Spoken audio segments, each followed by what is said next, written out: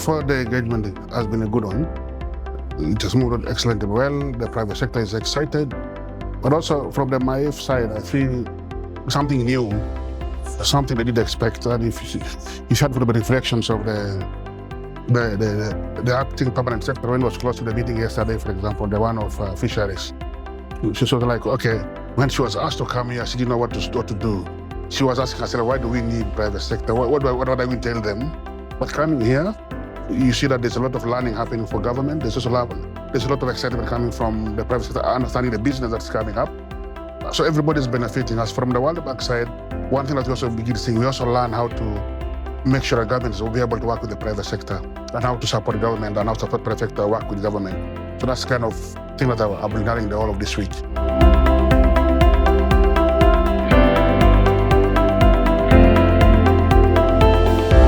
The role of government essentially has been, or is supposed to be, regulation, supervision. The private sector is supposed to deliver services to the people. As government regulates their services, provides standards, guides them on what needs to be done to avoid other, say, environmental and social effects.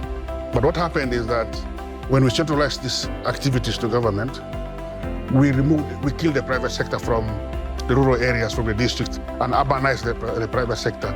So like everything is in Kampala, is in Mbarara, or is in Mbale. But now, the private sector's role, first thing that's going to happen from this work program is that we are going to expand the network of agro-input dealers. So they'll have to have sites, location, offices, premises in the urban, in the rural areas and be able to serve the rural people. And that is it going to create jobs? That's something that you're looking for. I thought that's something we want to see. That we have this private sector, we have their offices down on the ground. Farmers are able to access their services. But the other key thing that's going to be changing in the role of the private sector is that they will not just be providers of equipment, providers of delivering a service. No, they'll also be part of the extension system. They will be providing extension device, extension, and that's why regulation becomes very important. And as we move forward, of course, from the bank side, we'll have to support also this particular aspect of regulation, support the government to be able to provide regulate. But the other thing that's coming also is that this need for government to provide required infrastructure, because you see, the private sector is able to pull these resources together. The government has to provide the infrastructure, and then the private sector has to come in to utilize and support the utilization of this infrastructure. So I see two things that are coming to the private sector. I think one, they'll have to accept to expand, create a network, create business linkages and relations with rural actors so that they're able to deliver and develop a last mile chain for delivering their goods. The second part is they'll also be able to provide advisory. But one thing that's important for this project, which I'm envisioning and which I'm hoping, is that the private sector will also be able to mobilize for us farmers and the beneficiaries. I'll give an example of, there's this relationship that's coming between NAGRIC and the private sector. NAGRIC is providing, say, liquid nitrogen, they're providing semen, the private sector is getting semen from them, and then they're providing district and sub-county AI centers, and the private sector will be able to hook into these centers to be able to access some of the services. So this is the kind of thing I'm looking forward to see, collaboration with government.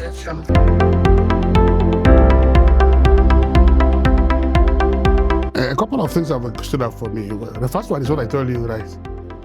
To hear from a government officer saying, this is something that we never had before, and I think it's a good thing, and now we understand it. That was first of all, for me, a plus. The second thing today, talking to the private sector, we talked about the mechanization centers, and when we discussed mechanization, I did the design of the project. It's just one construction, but we have mechanization centers that exist. And the president is saying, for us, we're willing to work with you in these mechanization centers, have space where we can demonstrate our technology, where we can train people, where we can service instructor, where we can provide services. So working with the government again around mechanization centers.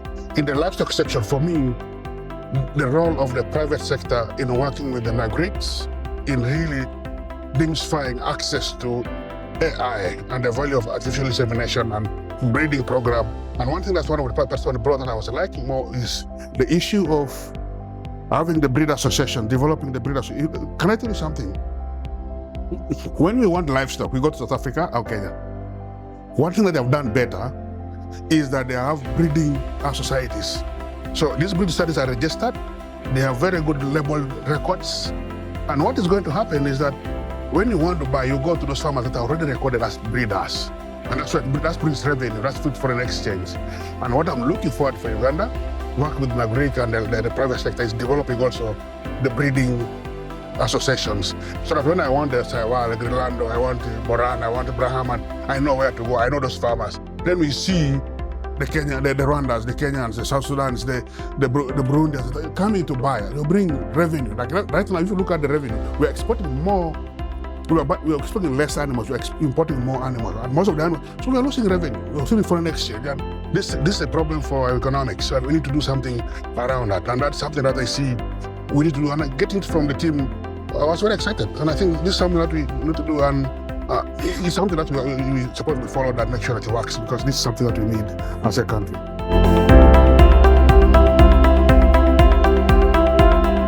A couple of things that come for me for next step. Of course, the next step is really, first of all, strengthening the collaboration between the president and government.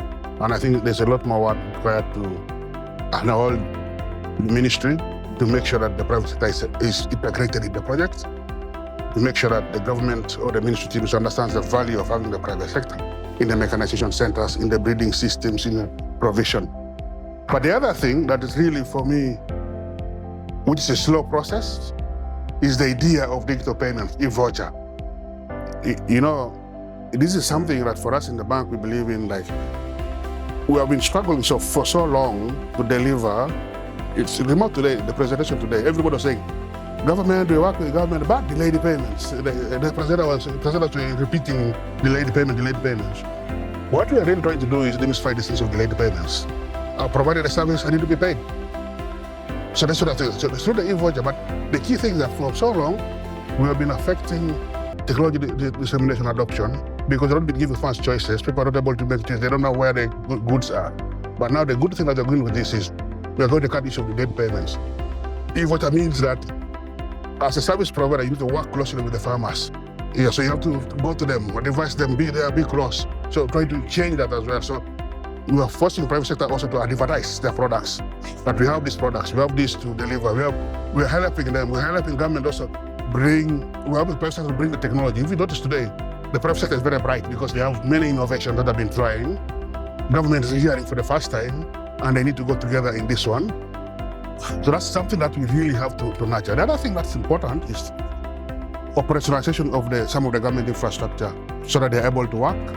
This NTR that they're collecting, that's the key next step, because for a mechanization to work, for your liquid nitrogen which you're selling to work, they need to make sure that those things are operating naturally. So working with the Minister of Finance, coming up with a concept on how to manage this investment the government is putting down that generates revenue, so that they are managed to go through without, because you can imagine, I'll give you an example. This year, when the liquid nitrogen for Nagrik went down, they had to wait for a procurement, and it took almost 6 months. People are losing money.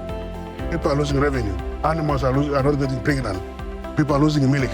So this is the problem. We need to make sure that Nagrik is able to service, using return on regulation to service the thing, to service the nitrogen. If you look at the example, for example, the other one is the mechanization center. If that gets down, procurement of a tire takes 6 weeks or even more. Farmers are waiting to open land. The rain is going to stop. What's going to happen with that?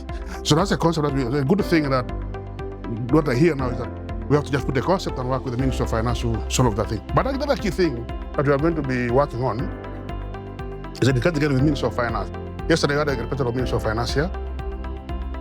Access to ACF for our service providers. And it needs to be improved, because that's a problem, that's a challenge. We need to work on that. SCF is supposed to support agriculture, but we have so many of service providers who are not accessing a credit facility, which you need to fix. You need to fix those things. So that's kind of support the interaction, the discussion that we need to bring.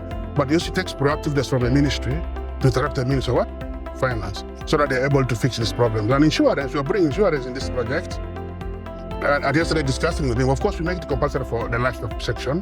For others it's not compulsory, but it's something that we need to discuss, because insurance is very important in reducing the risks. But one thing that we need to show and keep pushing the e-voucher thing, to reduce the burden on government. Because over time, when we establish this network of agro-input dealers, farmers understand the technologies. You don't have to even subsidize this technology. Farmers will pay these technologies.